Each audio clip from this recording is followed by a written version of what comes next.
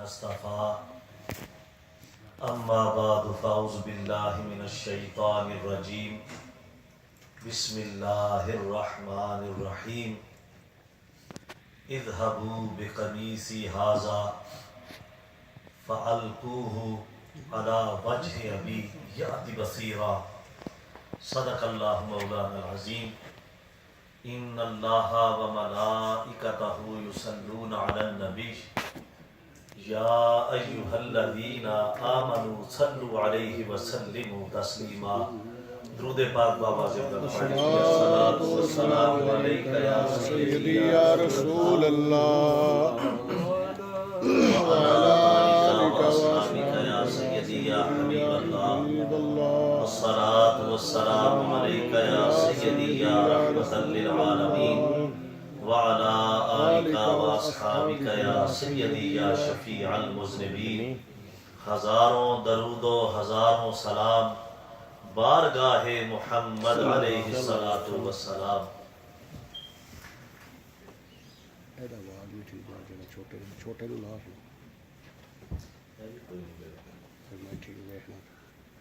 اللہ رب العزت کا شکر ہے جس کی توفیق سے زندگی میں ایک مرتبہ پھر نماز جمعہ کے لیے مسجد میں حاضر ہونے کا موقع نصیب ہوا۔ دعا ہے اللہ رب العزت ہم سب کی حاضری کو شرف قبولیت عطا فرمائے۔ تمام تر تعریفیں اللہ رب العزت کے لیے ہیں جو خالق کائنات بھی ہے اور مالک کائنات بھی، اور لا تعداد مرتبہ ہدیہ درود و سلام آقا نامدار مدنی تاجدار حضور سیدنا احمد مجتبیٰ محمد مصطفیٰ صلی اللہ علیہ وآلہ وسلم کی بارگاہ عرش پناہ میں پیش کرنے کے بعد ہمارے نہایت ہی شفیق اور محترم طیبہ اسلامک سینٹر کے امام و خطیب اور ڈائریکٹر جناب علامہ حافظ و قاری محمد یونس قادری صاحب زیدہ مجدہ، اور جتنے بھی احباب آپ تشریف لائے ہیں، یہ ماہ مکرم چونکہ حضور قطب ربانی محبوب سبحانی شہباز لامکانی حضور السیدنا الشیخ عبد القادر جیلانی حضور غوث العظم قدس سرہ العزیز کے عرس پاک کا مبارک مہینہ ہے۔ پچھلے جمعہ المبارک کو ہم نے آپ کی بارگاہ میں ہدیہ عقیدت پیش کیا، تو آج تھوڑی سی گفتگو اس حوالے سے کرنی ہے کہ یہ اولیاء اللہ کی بارگاہ میں اور انبیاء کی بارگاہ میں یہ جو اللہ کے نیک بندے ہیں،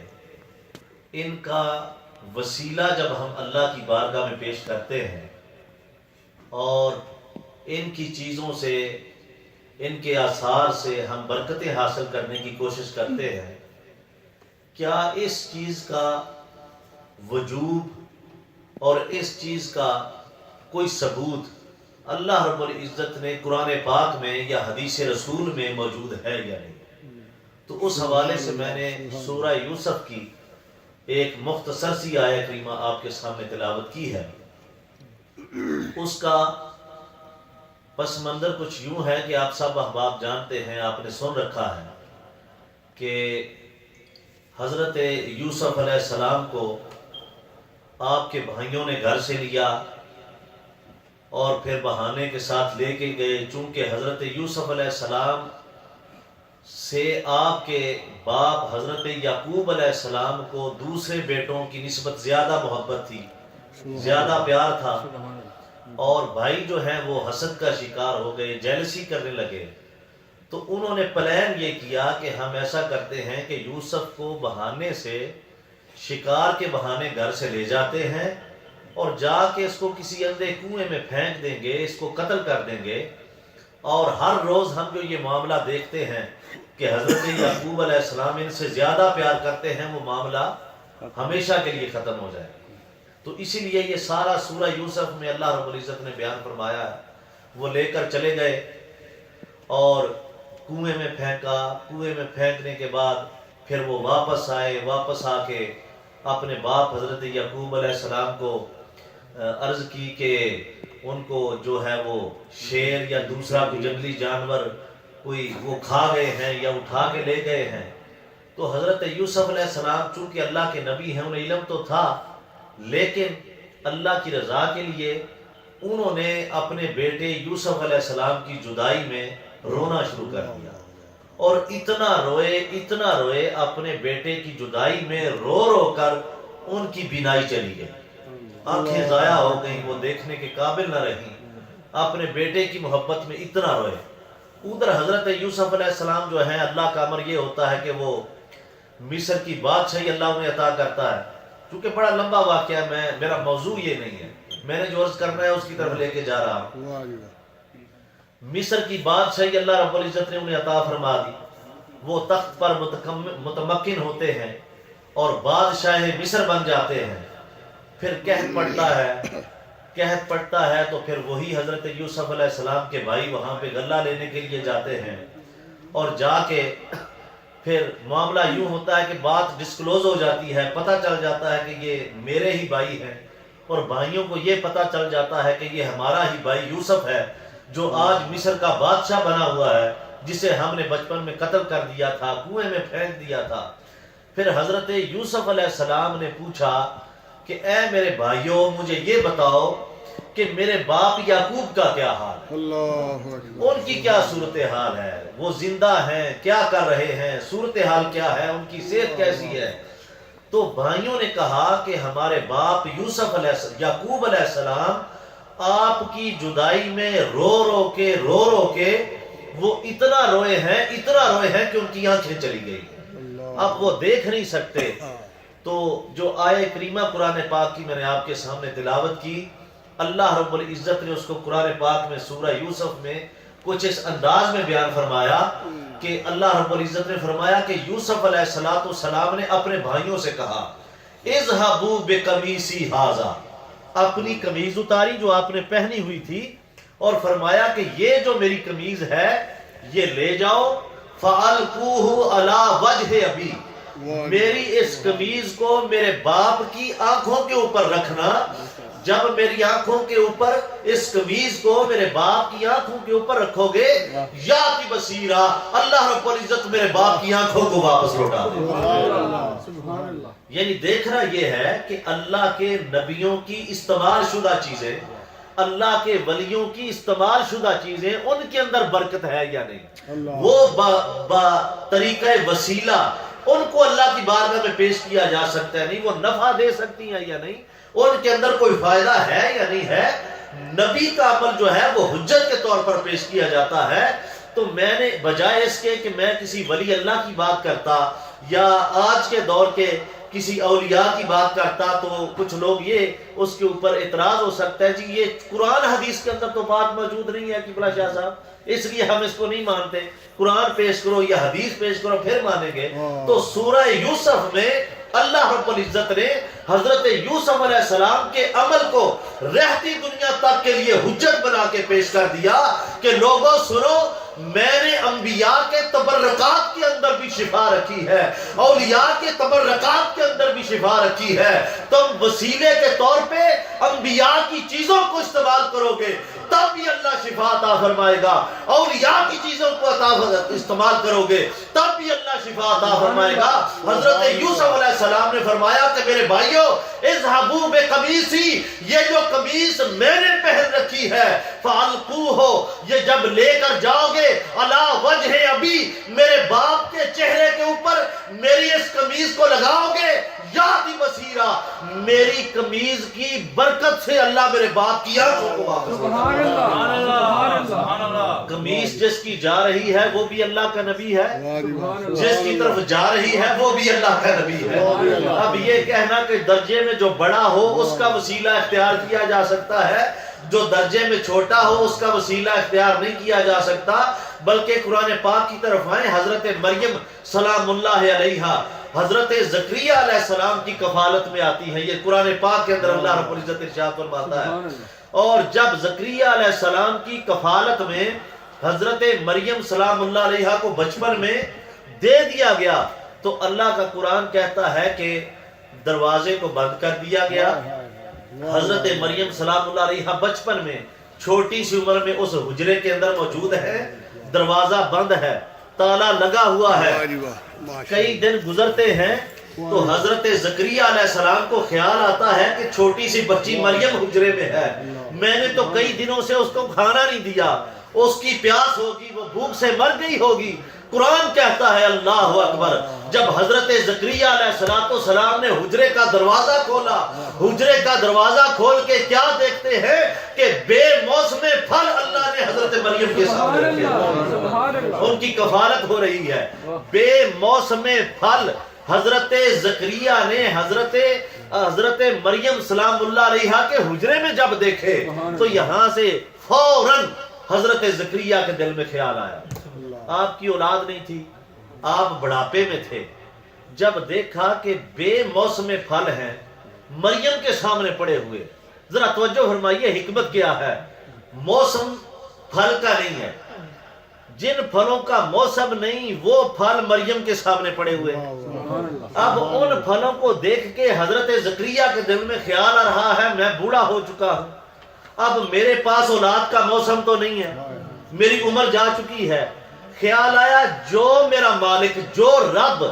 مریم کو بے موسم پھل عطا کر سکتا ہے وہ مجھ کو بے موسمی اولاد بھی عطا کر سکتا ہے۔ اور حضرت مریم کے سامنے کھڑے ہو کر، مریم چونکہ عورت نبیہ نہیں ہو سکتی ولیہ ہو سکتی ہے، حضرت مریم سلام اللہ علیہا کی اللہ کی ولیہ ہے، اللہ کی ولیہ کے سامنے اللہ کے نبی دعا کر رہے ہیں کہ یا اللہ اس مریم کو بے موسم پھل عطا کرنے والے میں تجھ سے دعا کرتا ہوں اس کا صدقہ مجھے بے موسمی اولاد عطا۔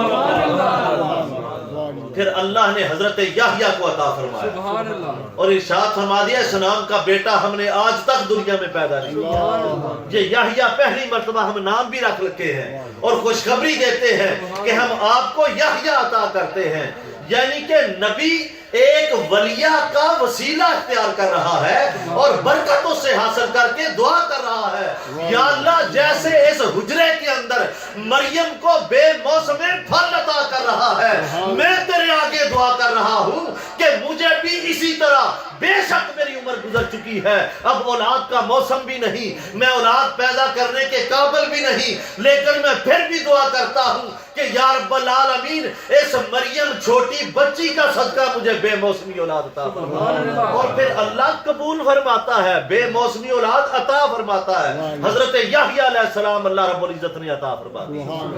تو اسی طرح حضرت یعقوب علیہ السلام آپ رو رو کے حضرت یوسف کے ہجر میں، حضرت یوسف کی جدائی میں، حضرت یوسف علیہ السلام کے فراق میں، ان کی جدائی میں رو رو کے جب ان کی آنکھوں کی بینائی چلی گئی، آنکھوں نے دیکھنا چھوڑ دیا، حضرت یوسف علیہ السلام فرماتے ہیں اپنے بھائیوں سے یہ قمیض میں نے پہنی ہوئی ہے، اب میں اللہ کا نبی ہوں، رہتی دنیا تک کے لیے حجت قائم کر رہا ہوں کہ قمیض نبی کی ہو اس کو لے کر جاؤ، اگر آنکھوں نے دیکھنا چھوڑ دیا ہو تو نبی کی استعمال کی ہوئی قمیض جو اس کے جسم کے اوپر ہو وہ جب جس کی آنکھوں پہ لگ جائے اگر آنکھیں اندھی ہو گئی ہو نبی کی قمیض کی برکت سے دیکھنا چاہتا ہے۔ بھئی دیکھا یا نہیں دیکھا حضرت یعقوب علیہ السلام نے؟ سورہ یوسف اس کے اوپر گواہ ہے۔ پھر قبلہ قاری صاحب حافظ صاحب تشریف فرما ہے، آگے اللہ رب العزت ارشاد فرماتا ہے فَأَنْ جَاءَهُ الْبَشِيرُ کہ جب وہ خوشخبری دینے والا آ گیا، القاہ علی وجہہ پھر اس قمیض کو ان کے چہرے پہ رکھا گیا، فَارْتَدَّ بَصِيرًا اس قمیض کے لگانے کی دیر تھی، اسی لمحہ بینائی جو ہے وہ واپس سبحان اللہ۔ یہ اللہ کے نبیوں کی استعمال شدہ چیزوں کے اندر برکت ہے، سبحان اللہ۔ ان کے ناموں کے اندر برکت ہے، ان کے وسیلے میں برکت ہے۔ حضرت انس بن مالک رضی اللہ تعالیٰ عنہ حدیث پاک کے اور بہت سے صحابہ کرام نے اس حدیث پاک کو روایت کیا ہے، ترمذی شریف کے اندر یہ حدیث پاک موجود ہے کہ ایک نبینا صحابی نبی کریم صلی اللہ علیہ وآلہ وسلم کی بارگاہ میں آتے ہیں اور آ کے عرض کرتے ہیں یا رسول اللہ میری آنکھیں کوئی نہیں، آپ دعا کر دیں کہ اللہ میری آنکھیں واپس لوٹا دے۔ اب میں نبی کی دعا کی بات نہیں کر رہا، ذرا توجہ سے سماعت فرمائیے گا۔ ایک تو بات ہے کہ حضور دعا فرمائیں، آقا کے دست اقدس اٹھ جائیں اور آپ فرما دیں یا اللہ اسے شفا عطا فرما دے، یہ تو بہت بڑی بات ہے، یہ الگ بات ہے، یہ نہیں۔ اب وہ صحابی ہے نبینا، وہ دیکھ نہیں سکتے، رحمت عالم صلی اللہ علیہ وآلہ وسلم کی بارگاہ میں آتے ہیں۔ ترمذی شریف کے اندر حدیث پاک موجود ہے، حضرت صاحب بن یزید رضی اللہ تعالیٰ عنہ نے بھی اس حدیث پاک کو روایت کیا ہے۔ وہ جب آتے ہیں تو آ کے آقا سے عرض کرتے ہیں یا رسول اللہ آنکھیں دیکھتی نہیں، میں نبینا ہوں، اب آپ دعا کر دیں کہ اللہ میری آنکھیں واپس لوٹا دے۔ اب رحمت عالم صلی اللہ علیہ وآلہ وسلم نے دو چوائس جو ہیں وہ عطا فرما دی۔ آپ نے فرمایا ایک بات تو یہ ہے کہ میں تیرے لیے دعا کر دوں اور تیری آنکھیں واپس آ جائیں، دوسری بات یہ ہے کہ میں اس کو تیرے لیے پینڈنگ کر دوں، اس دعا کو مؤخر کر دوں اور اس کے بدلے میں اللہ تجھے اس سے بڑھ کر جزا عطا فرما دے، تیرے لیے اس سے بھی زیادہ بہتر عطا فرما دے۔ اب میرے صحابی آپ بتائیں آپ کیا چاہتے ہیں؟ اب وہ صحابی کی چونکہ آنکھیں نہیں تھی، وہ کہتے ہیں یا رسول اللہ میرے لیے دعا کر دے میری آنکھیں آ جائیں، تاکہ اب ان کے بھی ایک جذبات تھے، کیفیت تھی، ایک وارفگی تھی کہ میں ہر روز حضور کی مجلس میں آتا ہوں، میں آ کے رحمت عالم صلی اللہ علیہ وآلہ وسلم کی باتیں سنتا ہوں، میں آپ کی مجلس کی کیفیات کو اپنے دل کے اندر محسوس کرتا ہوں۔ اللہ مجھے آنکھیں عطا کر دے تاکہ میں بندوہا کے مکھڑے کی زیارت کر سکوں، میں حضور کی زلفوں کی زیارت کر سکوں، میں حضور کی آنکھوں کی زیارت کر سکوں، میں ید اللہ کے ہاتھوں کو دیکھ سکوں، علم نشرہ کے سینے کو دیکھ سکوں، میں اس چہرہ انور کی زیارت کر سکوں جس کو اللہ رب العزت ارشاد فرماتا ہے کہ اے میرے محبوب تیرا چہرہ قد نرا تقلب وجهك فی السماء فلنولینک قبلۃ ترضاها، اے حبیب تیرا چہرہ آسمانوں کی طرف بار بار اٹھنا ہم دیکھ رہے ہیں، یہ وہ چہرہ جس کو ہر وقت اللہ دیکھتا ہے، اللہ میری بینائی لوٹا دے، میں اس ودھا کے مکھڑے کی زیارت کر سکوں۔ اب جب انہوں نے کہا کہ دعا کر دے میری بینائی واپس آ جائے تو رحمت عالم صلی اللہ علیہ وآلہ وسلم نے اس نبینا صحابی کو ایک دعا سکھائی کہ میں دعا کر دوں، یہ تو بڑی بات ہے کہ میری دعا سے اللہ تجھے آنکھیں عطا کر دے، جا نماز پڑھ، 2 نفل پڑھ، 2 نفل پڑھنے کے بعد یہ دعا تو نے کرنی ہے۔ اب وہ دعا کیا ہے؟ اب یہ دعا خود رحمت عالم صلی اللہ علیہ وآلہ وسلم نے سکھائی ہے کہ یہ دعا کرنی ہے۔ اب وہ دعا سے ابھی پتہ کیا کر رہا ہے؟ اللہم انی اسألک، اے اللہ میں تیری بارگاہ میں سوال کرتا ہوں، ان توجہتو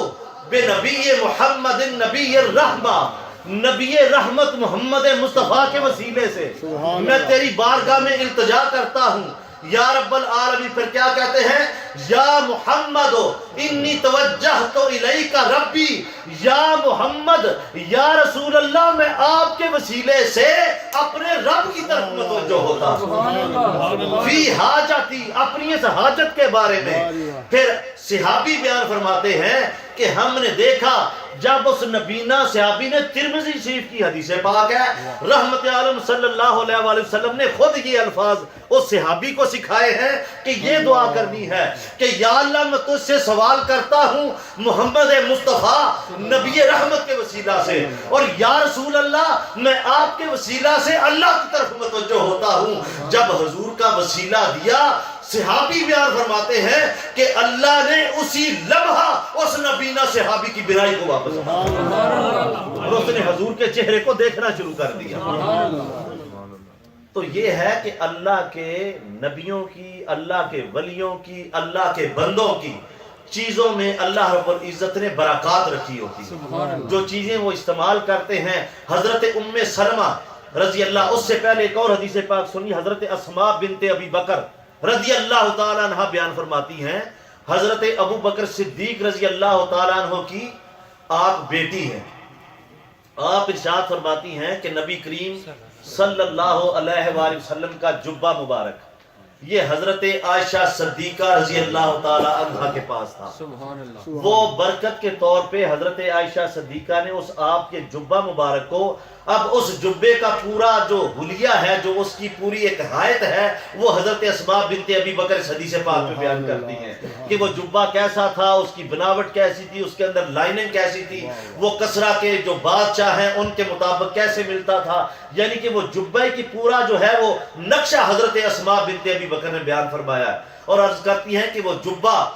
جب تک حضرت عائشہ صدیقہ رضی اللہ تعالی عنہ زندہ رہیں آپ کے پاس تھا. فرماتی ہیں اس کے بعد وہ جبہ میں نے لے لیا. حضور علیہ السلام جو جبہ استعمال کرتے تھے وہ میرے پاس آ گیا. آپ فرماتی ہیں، حدیث پاک ذمہ داری سے عرض کر رہا ہوں، آپ فرماتی ہیں کہ ہم اس جبے کو دھوتے اور اس جبے کو دھونے کے بعد جو پانی ہوتا جس سے اس جبے کو دھویا جاتا، جو بھی بیمار آتا، ہم حضور کا جبہ جس پانی سے دھوتے وہ پانی اس بیمار کو دیتے. اس جبے سے دھلا ہوا وہ پانی پینے سے اللہ اس بیمار کو شفا دیا. حضرت ابو بکر صدیق رضی اللہ تعالیٰ عنہ کی بیٹی فرما رہی ہے کہ وہ جبہ حضور علیہ السلام کا جس پانی کے ساتھ دھویا جاتا، وہ پانی فرماتی ہے میرے گھر کے باہر لائن لگ جاتی. جس دن میں جبے کو دھوتی لوگ آ کے کھڑے ہو جاتے اور آ کے عرض کرتے کہ ہمیں وہ پانی دیا جائے، ہمیں وہ پانی دیا جائے. فرماتی ہیں وہ پانی لوگ پیتے، اپنے جسموں میں ملتے اور اپنے چہروں پہ ملتے. اس پانی کے استعمال سے اللہ انہیں شفا عطا فرمایا. چہ جائے کہ آقا کے دست اقدس ہوں براہ راست، حضور کے ہاتھ مبارک ہوں، حضور کے پاؤں مبارک ہوں. یہ تو بخاری اور مسلم کی متفق علیہ حدیث ہے کہ آقا علیہ السلام جب وضو فرماتے تو صحابہ آپ کے وضو کا پانی جو ہے وہ پیتے اور اپنے چہروں کے اوپر اس پانی کو ملتے تھے. یہ تو رحمت عالم صلی اللہ علیہ وآلہ وسلم کا بذات خود آپ کا دست مبارک ہے، آپ کے پاؤں مبارک ہیں. حضرت ام سلمہ رضی اللہ تعالی عنہا ارشاد فرماتی ہیں کہ میرے پاس رحمت عالم صلی اللہ علیہ وآلہ وسلم کا ایک بال مبارک تھا. کہہ دیجئے نا سبحان اللہ. آپ کا منہ مبارک تھا، آپ کا بال مبارک تھا. آپ فرماتی ہیں کہ میرے پاس جب بھی کوئی بیمار آتا دعا کے لیے، میرے پاس جب بھی کوئی شفا یابی کے لیے، چونکہ حضور کا کاشانہ نبوت ہے، رحمت عالم کا کاشانہ رحمت ہے، تو آپ کے وصال مبارک کے بعد بھی یہ بیماروں کو ہوتا، چونکہ دربار در بار مصطفیٰ کا ہے، یہ گھرانہ حضور کا ہے، اس گھرانے سے ہمیشہ شفا ملتی ہے. اور جو بھی خالی دامن مصطفیٰ کے آستانے پہ آئے اللہ رب العزت اسے خالی نہیں لوٹاتا. حضرت ام سلمہ رضی اللہ تعالی عنہا آپ ارشاد فرماتی ہیں کہ جب بھی کوئی بیمار میرے پاس آتا شفا کے لیے، آپ فرماتی ہیں میں رحمت عالم نبی اکرم نور مجسم صلی اللہ علیہ وآلہ وسلم کا بال مبارک اس کو پانی کے اندر ڈبو کے دے دیتی، وہ پانی استعمال کرتے، اللہ ان کو شفا عطا فرماتا. یہ برکت ہوتی ہے. اور اگر اس کے اندر کوئی بات نہ ہو تو حضرت ام سلمہ رضی اللہ تعالیٰ عنہ ایک اور روایت بیان فرماتی ہیں. آپ فرماتی ہیں کہ ایک دفعہ میرے پاس حضرت امام حسن تشریف لے آئے، حضرت امام حسین تشریف لے آئے، حضرت عبداللہ ابن عباس تشریف لے آئے، حضرت ابن جعفر تشریف لے آئے. آپ فرماتی ہیں کہ یہ چار ہستیاں میرے پاس تشریف لے آئے. اب یہ اپنا اپنا ذوق ہوتا ہے، اپنی اپنی پسند کی بات ہوتی ہے، اپنا اپنا مزاج ہوتا ہے کہ کسی کو کیا چیز پسند ہے، کسی کو کیا چیز پسند ہے. حضرت ام سلمہ فرماتی ہیں یہ چاروں میرے پاس آئے اور آ کر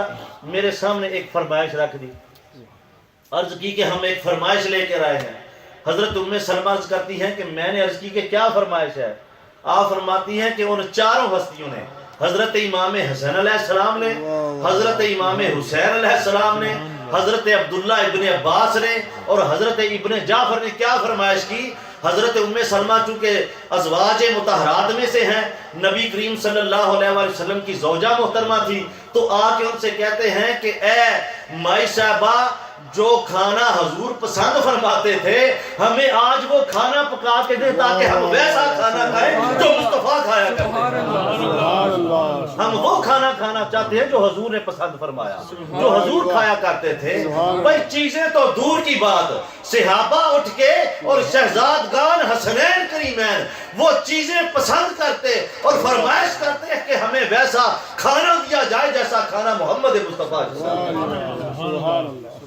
اور نبی کریم صلی اللہ علیہ وآلہ وسلم کی۔ اور یہ چیزیں حضور علیہ الصلوۃ والسلام سے لے کے پھر آج تک چلی آ رہی ہے۔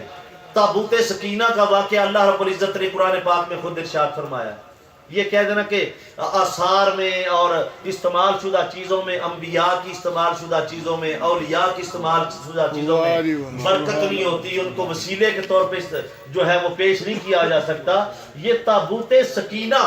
اللہ رب العزت نے خود قرآن کے اندر اس کا ذکر ارشاد فرمایا کہ حضرت موسیٰ علیہ السلام اور حضرت عیسیٰ علیہ السلام کی استعمال شدہ چیزیں اس تابوت کے اندر موجود تھی، جسے تابوت سکینہ کہتے ہیں۔ سکینہ، اس سکینہ کا مطلب ہوتا ہے دل کو سکون عطا کرنے والی، یعنی تابوت سکینہ اس کے اندر وہ چیزیں موجود تھی جس سے دل کو سکون ملتا، جس سے دل کا سکون حاصل کیا جاتا۔ اور بنی اسرائیل اس تابوت سکینہ کو اپنے سامنے رکھ کے دشمنوں کے اوپر فتح کے لیے دعا کیا کرتے تھے۔ یہ اللہ نے قرآن کے اندر ارشاد فرمایا ہے۔ وہ تابوت سکینہ جس کو سامنے رکھ کے اپنے دشمنوں کے لیے بنی اسرائیل دعا کرتے تھے اور ان کی دعائیں قبول ہوتی تھی۔ رحمت عالم صلی اللہ علیہ وآلہ وسلم نے ارشاد فرمایا اس تابوت کے اندر حضرت موسیٰ علیہ السلام اور حضرت عیسیٰ علیہ السلام کی استعمال شدہ چیزیں اس باغ کے اندر موجود تھی، جس کا وسیلہ لوگ اللہ کی بارگاہ میں ڈالا کرتے۔ تو اس لیے حضرت یوسف علیہ السلام نے فرمایا کہ میرا باپ میری جدائی میں، میرے ہجر میں، میرے فراق میں رو رو کے حضرت یعقوب علیہ السلام کی بینائی چلی گئی، آپ کی آنکھیں چلی گئیں، اب دیکھ نہیں سکتے، اب رو کے برا حال کر لیا ہے۔ حضرت یوسف علیہ السلام نے ارشاد فرمایا کہ میرے بھائیوں، یہ قمیض جو میں استعمال کر رہا ہوں، اس قمیض کو لے جاؤ اور میرے باپ کے چہرے کے اوپر جا کے میری استعمال شدہ قمیض کو جب لگاؤ گے،